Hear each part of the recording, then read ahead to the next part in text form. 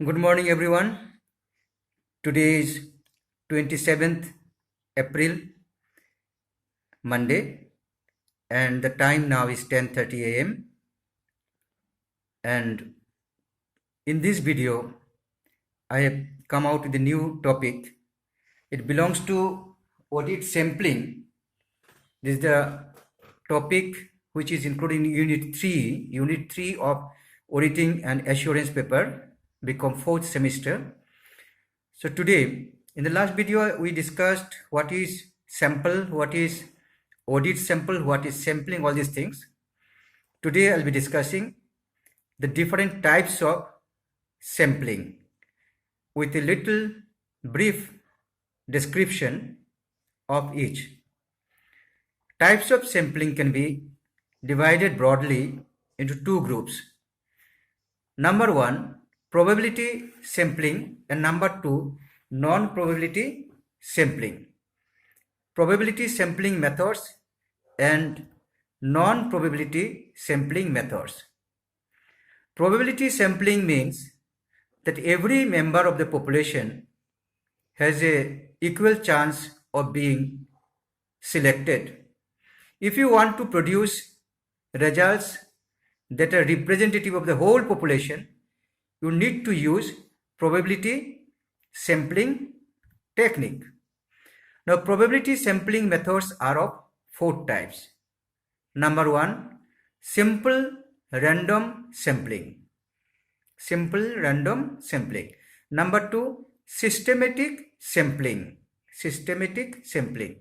Number three, stratified sampling. Stratified sampling. And number four, cluster sampling. Cluster, C-L-U-S-T-E-R, cluster sampling. Then non-probability sampling methods, number two, group number two. What is it? In a non-probability sample, individuals are selected based on non-random criteria, and not every individual has equal chance of being included. This type of sample is easier and cheaper to access, but you can't use it to make valid statistical inferences about the whole population. Non-probability sampling methods are of four types. Number one, convenience sampling. Convenience sampling. Number two, voluntary response sampling.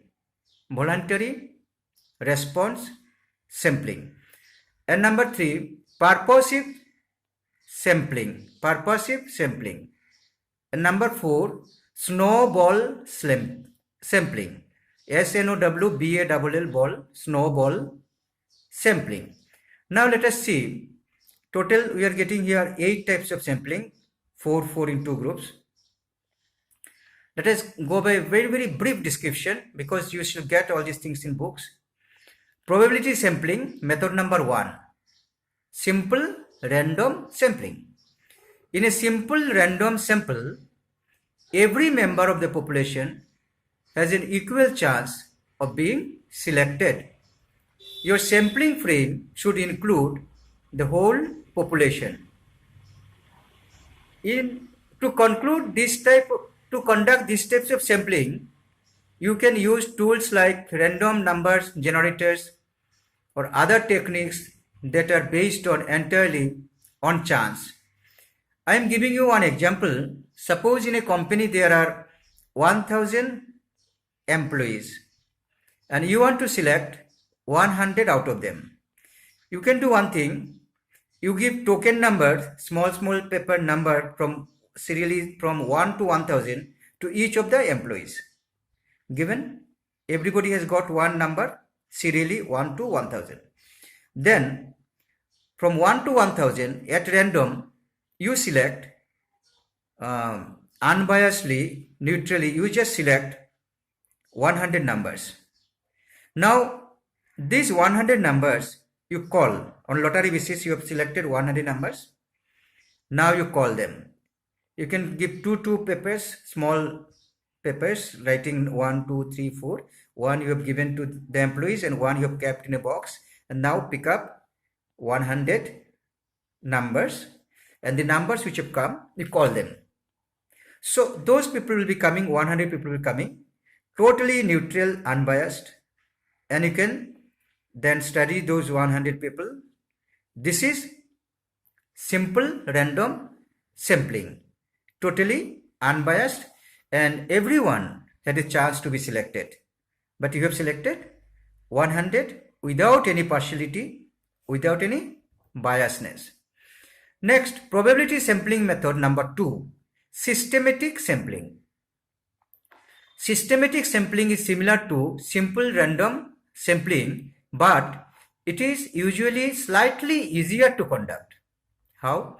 Every member of the population is listed with a number, but instead of randomly generating the numbers, individuals are chosen at a regular intervals.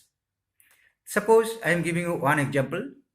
You have got in your company 100 employees.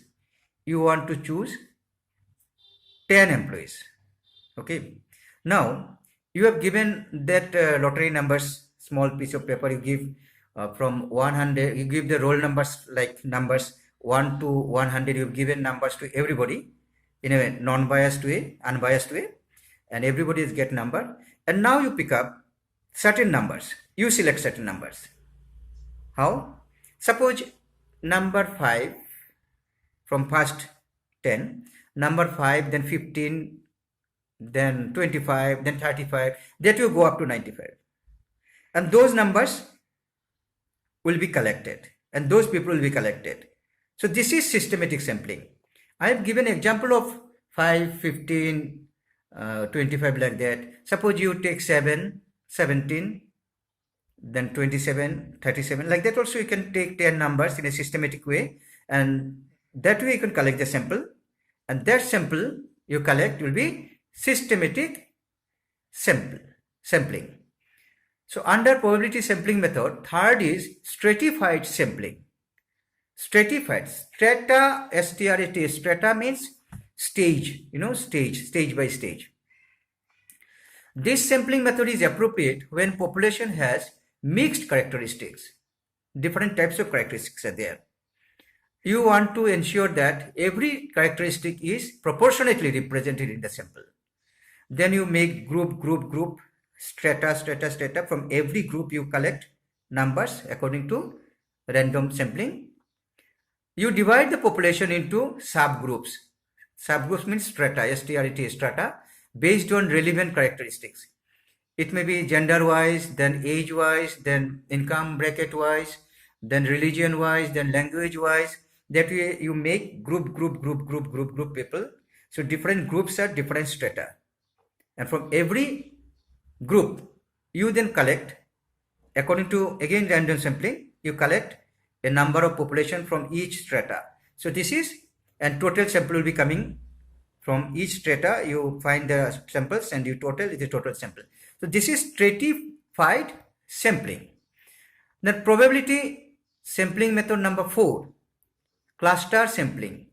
Cluster sampling also involves dividing the population into subgroups, but each subgroup should have similar characteristics of the whole sample. See, you don't confuse between stratified and cluster. In cluster, you see, each subgroup should have similar characteristics to the whole group, but you have divided into cluster, group. Instead of sampling individuals from each subgroup, you randomly select entire subgroups. If it is practically possible, you might include every individual from each sampled cluster. If the clusters themselves are large, you can also sample individuals from within each cluster using one of the techniques above. So this is cluster sampling. You go by the books. I have given a very brief. It's not possible in this small video to go for every detail. Next, non-probability sampling methods. Descriptions, brief descriptions. Under non-probability sampling methods, Number one is convenience sampling. Convenience sampling. What is it? A convenience sample simply includes the individuals who happen to be most accessible to the researcher. Whatever is your convenient, you take that. Whatever sample is convenient from you, you collect that sample. This is an easy and inexpensive way to gather initial data, but there is no way to tell if the sample is representative of the whole population. So you can't produce generalizable results. So here you have collected the data according to your sample. The population is large and the sample which is nearer to you or which you can easily collect, that sample you have taken according to your convenience. So this is convenience sampling, and it is easy, but it may not represent the whole population. Under non-probability sampling methods, number 2 is voluntary response sampling. Voluntary response sampling. This is similar to convenience sampling. A voluntary response sample is mainly based on ease of access. Again, it is on convenience.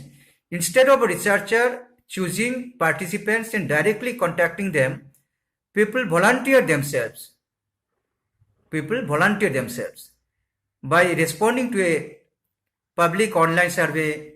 For example, voluntary response samples are always at least somewhat biased, as some people will inherently be more likely to volunteer than others. Suppose you want to collect some information from all over the country, all over India. Then you make some questionnaire and give in the internet. And you request anybody who gets it, this questionnaire, may reply. So it is voluntary response. All are not supposed to respond. Those who are willing, they can respond.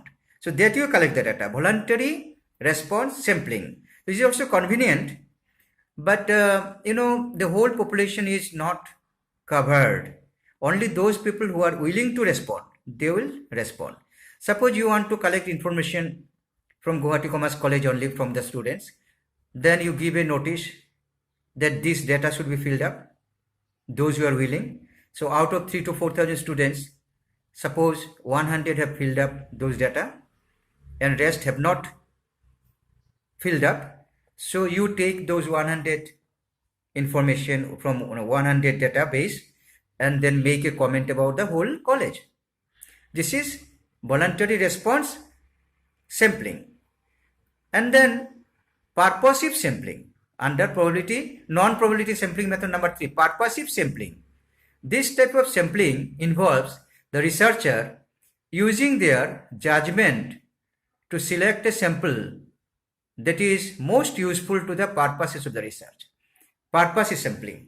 You intentionally choose a sample for your purpose.